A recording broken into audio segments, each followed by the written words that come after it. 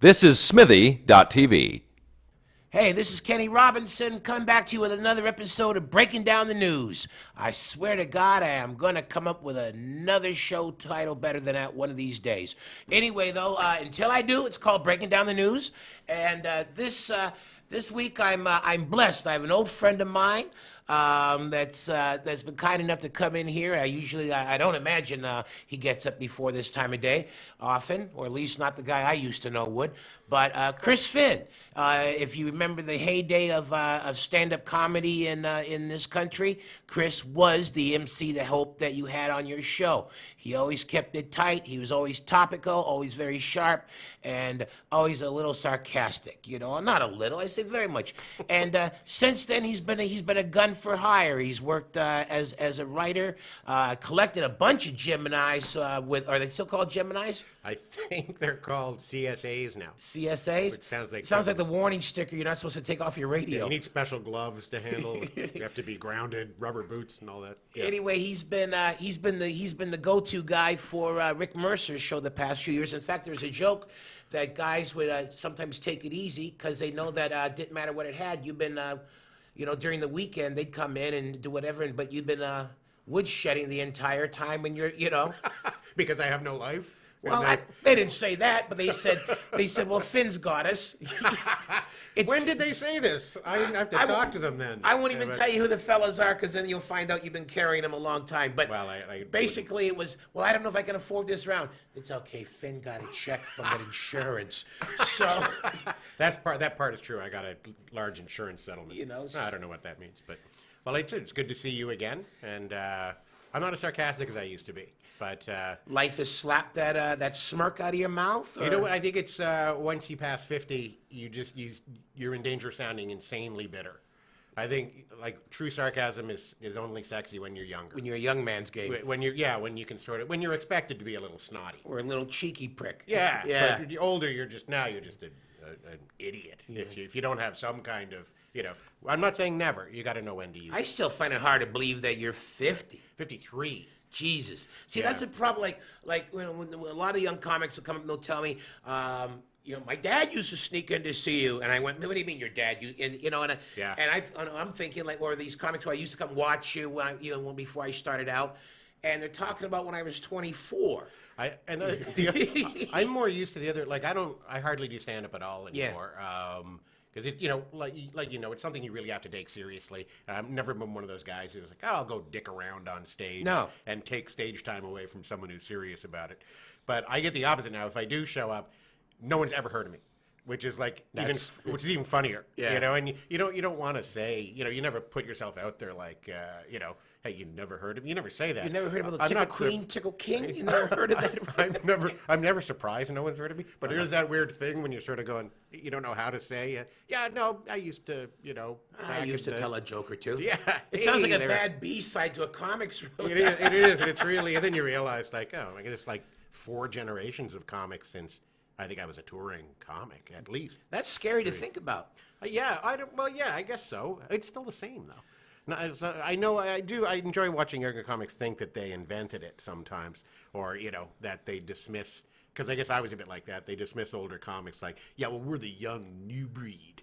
Oh, you mean like what? You tell jokes backwards? Like, what do you mean? Well, the whole alternative scene. Yeah, the alternative thing, which I think a lot of good stuff came out of the alt thing too, but you can call it what you want. It's still standing in front of a microphone trying to get a room to like you. The unkind reference I have was they called it alt comedy. We called it bombing when I was doing it. We called it being drunk on a Tuesday open mic when I was I like what Jon Stewart said about it. Oh, you mean the stuff comics talk about at the deli after, which is kind of true. Or Wayne Turmel, our good friend Wayne Turmel, had the line, the alternative to being funny. Yeah. Well, and I don't I mean, it's all good. I don't know if I guess we were when we were in our zenith. It was kind of, we thought we were a little different then. Well, because before us, there was basically the old strip house comics. There were great guys around too. Like remember Harry Russell? Gary David. And those guys were around, but we never got. I don't think we. Did you ever do a show with Rummy Bishop? I didn't. I never met Rummy Bishop. But yeah, see, Rummy, because of his health, couldn't go anywhere where it was going to be cold.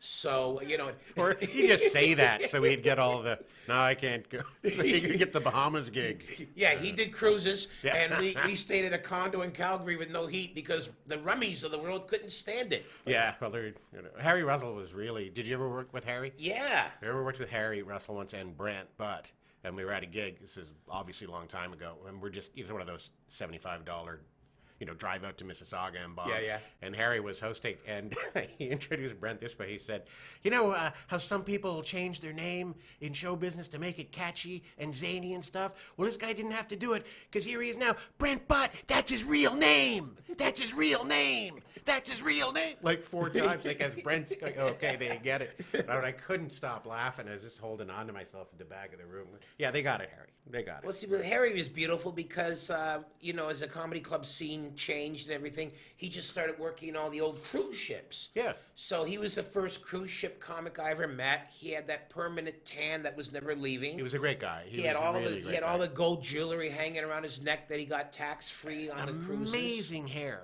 He had amazing hair, like silver, back like Kenny Rogers kind of, right? Yeah. With the semi pompadour without the grease. And then with the sort of nicotine streak. Razor cut. Yeah. He was really snappy. He was a snappy guy. Wore an ascot sometimes, remember? Oh, I never seen the ascot. You'd be playing at some club where drunken assholes meet, and you'd have like an ascot. It'd be like, I don't know. Have you been here before? Because I don't know if you can. Gonna have to take that off to wrap it around this wound before we leave. Yeah, a tourniquet with the. Yeah. Harry, give me that thing. I gotta stop this bleeding in his arm. Some place where the clock would be like right in front of you, and you had to do 45, and you'd burn through about an hour's worth of material in 20 in the clock. OVs would be one of those type of joints. God, remember that place? That was just for rent, wasn't it? Yeah, it was just for rent. And then, but one beautiful thing about OVs is one night I was performing there, and the audience, it was your typical Tuesday or Wednesday night slugfest, and all you want to do is make that $200 and get out of there. And wait a minute, you got 200? I was headlining. Oh, damn it. So CBC had just done some kind of news thing on me or something. So, and of course the TV's on and the news is on. Yeah. So I stop and I go, look, it's me. It's me on, see, you pigs have no idea what kind of pearl was before you. So they look on the screen, they see, then they start to applaud like, ugh. I mean, I could have had handcuffs on in the picture in the news. They still would have been impressed though that he's in the box, but he's here. So that was. But the point was, it's hard for me to figure out and accept the fact that you're over 50. Well, yeah, thank you. Because when I say Chris Finn, I'm still thinking you're 23, 24 with a sharkskin jacket. I remember sharkskin jackets. Well, they were great because they were cheap back then. Now it's all they're expensive. These damn hipsters went and ruined it all. They did with their beards and making their own maple syrup. I don't know, whatever they're doing. See, it's great to just hang with you, man. Because we were at a period of time when. When comics seemed to hang out more. It was a great time to come of age, I think, in the business. It really was. Like, I don't know if these young comics have the great fun times that we had. I don't know. I wonder because I really don't know. I think they do. I think with social media and the number of outlets, they're more focused. Yeah, they're much more focused. And bless them for it, right? We kept thinking that if you just had killer sets, a big magic hand would come down from Hollywood and pluck you out of the... We so thought that. Pluck us out of the cornfield.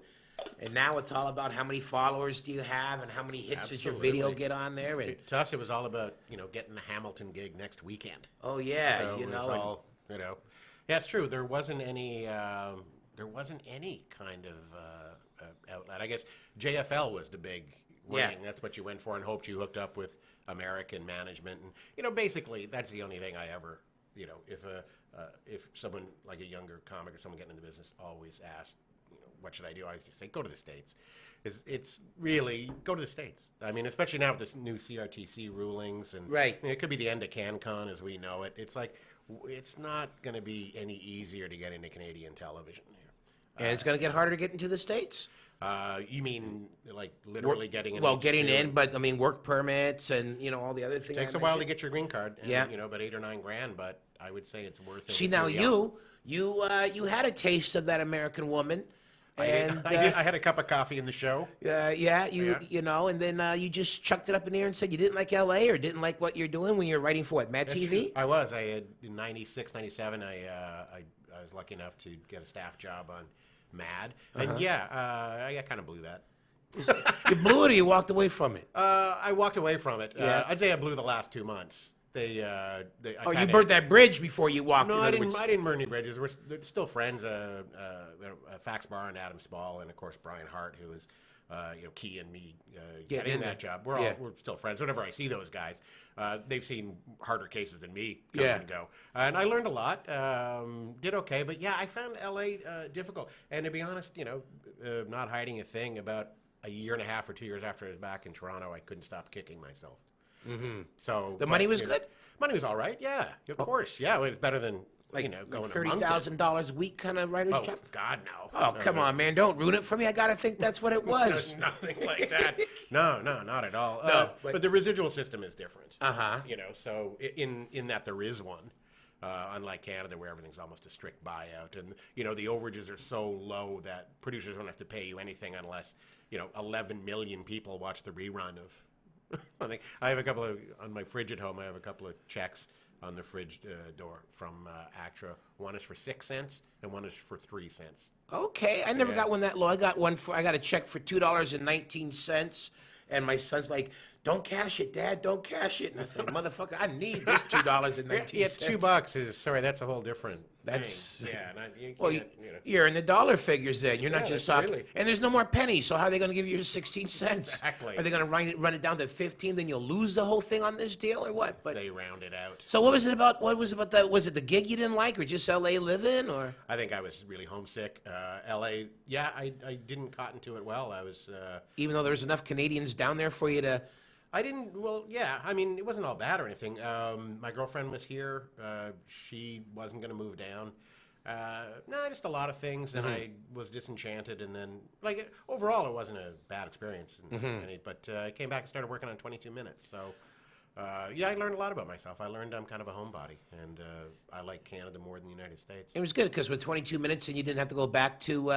You didn't have to go back to the nickel mines or anything to make it. I remember the last time I did a headline thing. I think it was Ottawa in '97. I'd been back about 3 months, and I headlined Howie's Club. Yeah. And I was saying, "Good night, Ottawa," and I remember in my mind. And that was your hometown for so long. Yeah, I remember thinking, I can't do this anymore. And that was the one time you touched it. Yeah, and we were going up to my girlfriend and I were going up to her cottage, and then when I got back, I was invited to Halifax for some kind of conference or something like that. And I met Gerald Lunds, who is the executive producer of Mercer Report and then was a producer at 22. Okay. And he said, "We really liked your reel. Come out and do a tryout." And I was at 22 for a few years. Excellent. Yeah, and then didn't work after that for a bit, and you had a hockey awards show writing thing, or just a lot of the award circuit, and some stuff with Ron James, and I freelanced a bit, and stuff like that. So it was all right. So did you find that so you were homesick when you were in LA, but did you also kind of find like could be like a burial ground for souls as well? I didn't see too much of that side of it. I think the whole show business, it's just that's the industry. Yeah. And I'm not that serious about it. I really haven't. I don't think I've ever been. But I'm always my joke about LA is even pictures of missing kids on milk cartons look like 8x10s. Hey, you never know who's going to see this. They're casting. It could be the kid signs it. Thanks for the meal. Or it's the over the shoulder like an old lounge singer. But yeah. So, but I mean, it was a great experience, and I certainly got to meet and work with some great people. Patton Oswalt was on staff. Okay. Blaine Capatch was on staff, and Gary Campbell from here, and Mike Short, and lots of great people. So I learned a lot. How to write, showrunner, and all that type of thing. Or? No, I didn't. I didn't learn how to do that. I don't think I have any interest in that kind of. Thing. I don't like responsibility. I just that's the biggest thing in demand in Canada right now. They say because anybody worth their salt heads stateside, and it's like a shortage of them here. That could be. I think there's a shortage of shows. Shortage of managers, shortage of shows, shortage. Yeah, it's gonna be interesting to see what happens. I really don't know. But you know. Well, this is almost as much fun as a JFL inside the industry kind of meeting, huh? So Yeah, we were going to talk about other stuff. well, no, we do different segments. So When's the last time you were at Just for Laughs? let's say I went there when John Paul was booked in. I went there just to stand in the back and cheer him on. Oh, cool. And that was that. And then everybody was nice to you, but I always tell comics, don't go there for the hangout, because it's going to Just for Laughs if you're not booked is like going trick or treating without a costume. Everybody says, "And who are you?" Yeah. And it's not like you have a show. You can tell them, you can see me. I always found I always had fun there, and I always liked doing it. But after, I think I did the gala in '95, and I never went back. Mm-hmm. But I always really had a tough time with the way some Americans treated Canadians. I really dislike. Some were super, super nice, but boy, when you got an arrogant Yank, like a talent guy or something coming up, they made up for all the other nice Americans in their a-holishness. And you hope you would schmooze, but I find with Canadians, we really don't schmooze well at Just for Laughs. Well, I think the whole art of the schmooze is schmooze is not necessarily a polite thing, and we're so chronically polite that and they do boorish so well. And so, I found that Canadians, we just become on the outside patios, we become the big circle of marijuana, and I'm sitting there like, guys, you got to break away. These Canadians that we're smoking dope with, we can smoke dope with them any night. Yeah. Let's go drink with the Brits. There's got to be some UK contacts here. I think there's some natural flock that happens. Like comics, especially who work together for a long time, they all have a certain place in the green room. Yeah. They all have a certain, and that carries over when you see them. They're almost like cats or something like that. They just all have their natural place, and you would see that at JFL. Unless, of course, you met up with someone like Lenny Clark, then he was such a Pied Piper back in the day. Yeah, really. You just follow him into hell because there's going to be a good time. He also was really gregarious when he was there. Was Alan King? Of course, Alan King was really wanting to get a card game together and was like, didn't care who you were, like the most unaffected guy I've ever met. You're at the show. You're one of us. A legend. A legend and a sweet guy. And I think he did get a card game together. I had $7 with me, so I didn't partake. You didn't have the in. No, I didn't. The buy-in. Although I thought about just losing the first hand and going, well, great to meet you. And so that's the way you'd like bum a ride down and sleep on somebody's hotel floor, and you had like $28 for the entire weekend. Then you'd make it last. Yeah, and still hope that somebody in the bathroom would give you a development deal. When I was the last thing I ever at JFL, a few years after I did the gala, I noticed in my desk drawer I had all these passes that I had bummed off people to get into free soda shows and stuff like that. I had like a dozen of them. You never used them? No, I did. Oh, okay. Like, as long as you had the badge, they wouldn't check out who you are. Yeah. And I had some great names there. So I mailed them to JFL going, you might want these back. I just told them. I scammed into all the shows. Use them for your museum. Yeah, I don't know if these are any use to you. Anyway, folks, we got to wrap this little session up. So that's my guest, Chris Finn. I'm Kenny Robinson. We're talking about breaking down the news. And tonight, this time, you got a little bit of the inside of the industry of what is comedy in Canada. Thanks for checking me out. Make sure you check me out again.